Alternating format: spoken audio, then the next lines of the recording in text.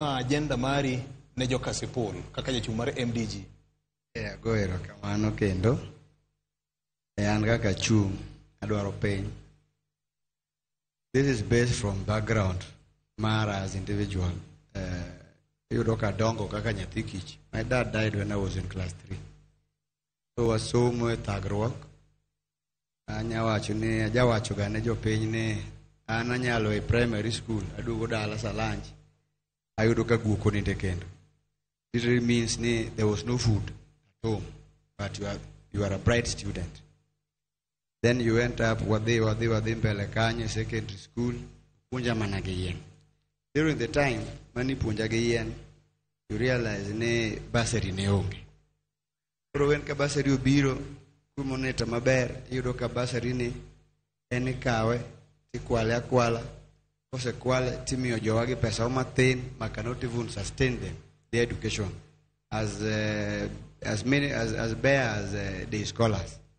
Koro mwacho ni kanyasa uyie wuotho gi jowa gi adhi e bunge mokwongo tik abiro ensure na increase basari mane gichiwo ne gichiwe 3,000 na wacho na dhigo 3,000 atere 8,000 for the scholars and others who have 20,000 Jumani University, tertiary colleges and borders. Mondo gimbe gisom gikonyo gero Kasipul. Other than that, nachaka wajintie nyithindo moko mariek. Magina nyithi kiye ndoko kaka wan nyithi kich.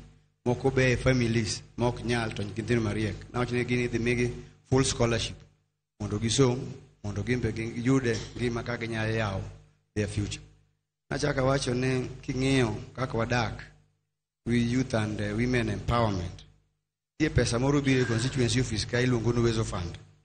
20 million per year. 20 million ayudo ni kwale akwala. Kose kwale to mana gima notiende wacho.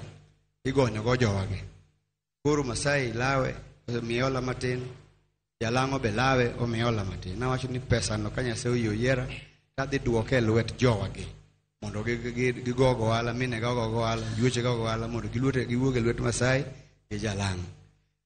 Another thing my employee jowa mang'eny en piki okay sure piki employee jowa mang'eny yudo ka piki employee jowa mang'eny but gionge gi good structures manyalo konyo gi at the end of the day because they make little but ka ok en well structures all organized yudo kata ka this financial institution mathindo ke miyo gi ola magi bei mamalo to banga gidwa tiyo piki to secha kimagi piki kata ikaw. Koro nawacho ni constituency na as Kasipul adhi duoko piki gi into adhi form gimluongo ne SACCOs at ward levels.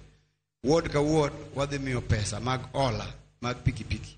Nachaka wacho ni ola kanyo iyudo ka jowa gi banka gise tiyo koriembo piki udhiambo.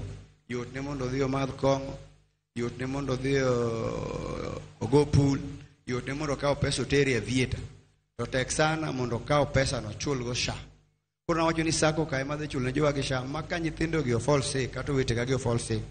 To gin gi yore magi nyadhi go hospital mondo thiedhgi at any given point.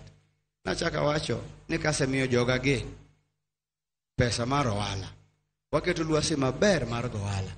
Ing'e maber ni economic growth mar town bedo mana ka nitie joma ng'eny moa oko ma depend on jomodak kanyo in terms of ng'iepo, in terms of kama gidake, in terms kota transport. Kata sani if you compare kaka sani Homabay town grow vis-a-vis chon kane pok university nokel ka, iyudo ka koro sani grow at higher rate molo Ugis mano engega chon because of this learning institution. Okay. Koro miyo nawacho ne Ugis gima Goro High School konyowa go ahinya economically onge. We are going to discuss with the stakeholders wanyalo convert Agoro High School into a branch of university so that jiobede ye kacha. Makoro mina gama semiyo pesa wala ka nege a bigger marketplace. Mate mano marusu gige. Eyore mag P iwacho ne which is true, water is devolved. Manda ngeni water is devolved. But as an MP you can lobby mondo ge agencies mag sirikal mondo kel pi ne jogi. Ngeni sani wan Oyugis wan maber nikech the municipality Kamonyono municipal as we speak. Nitie pi Maratem is calculated to serve Ugis town municipality for the next 20 years. Now areas, Maru said, the municipality, see a lot of running waters. We are going to identify, a watch, on the watching. Wabiru ngeo kwa lobi mondo wager dam. Kwa sagero dam kuro pika di maloki sola. When they come down, kuro jitumu pi out ka out. Weche magpur. You look as we speak. Imalet na Mogik as we speak. Fertilizer in Nairobi. So fertilizer ni kalo Ugis. Ni de kawe kindu. Kuro na wacho. First thing, the immediate one, wabiru ensure ni fertilizers wa okao Ugis. Mano tielo mokuongo. Tielo mara reo, fertilizers wa ibiru okawe chiefs camps.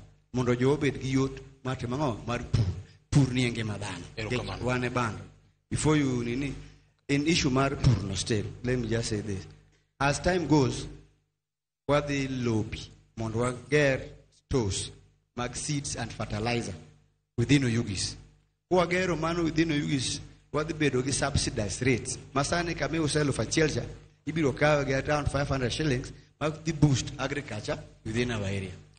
There are a lot we can say, and I know time you have run out of time.